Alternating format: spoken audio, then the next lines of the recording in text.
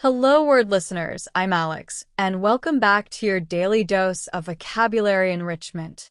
Today, we're diving into a word that's as satisfying to say as it is to understand. Chunk. What exactly is a chunk? Well, it's a noun, and at a C1 level, it means a large piece of something. Think of it as a substantial portion, often irregular in shape.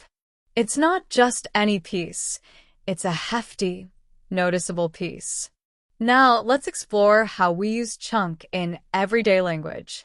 Imagine you're biting into a delicious chocolate bar and you break off a big piece. You might say, "I took a big chunk of chocolate." Or perhaps you're reading a long novel and decide to tackle it in manageable segments. You might say, "I'm going to read the novel in chunks." It suggests dealing with something large by breaking it down into smaller, more digestible parts. Let's look at some synonyms.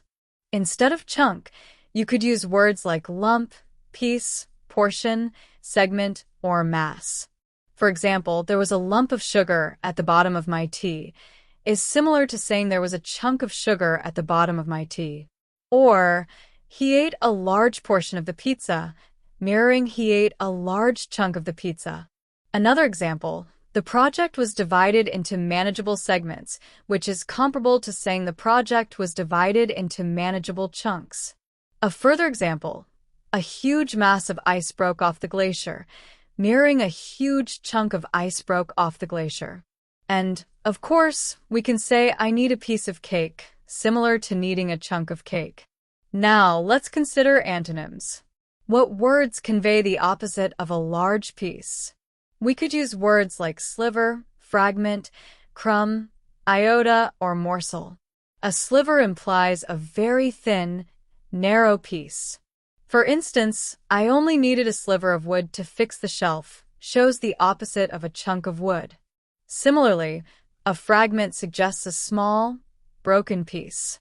We might say, "Only a fragment of the vase remained after the accident," contrasting with a chunk of the vase remaining. A crumb is an even smaller piece, often resulting from something being broken or crumbled. "There wasn't even a crumb of bread left on the plate," implying a lack of any substantial chunk of bread. An iota represents an extremely small amount, almost negligible. "There wasn't an iota of evidence to support his claim," showcasing the absence of any significant chunk of evidence. And lastly, a morsel is a tiny bite or piece of food.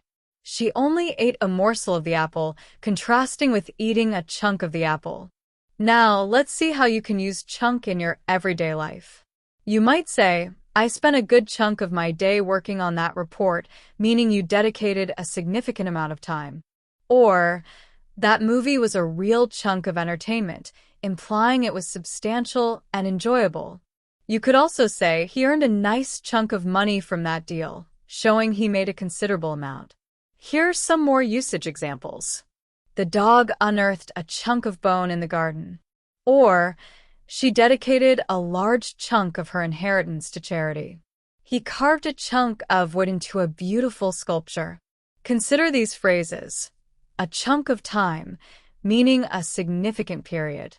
A chunk of information, meaning a substantial piece of knowledge.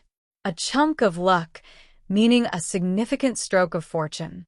Another sentence could be, "The hikers carried large chunks of rock to build a shelter."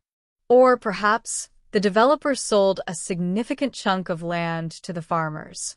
Another everyday expression, "take things in chunks," meaning to tackle something big by breaking it into smaller parts. We can say the mountain fell off in a big chunk. We can use it figuratively too. "She took a chunk out of my heart." Today, we've explored the meaning of chunk, its synonyms like lump, piece, portion, segment, and mass, and its antonyms like sliver, fragment, crumb, iota, and morsel.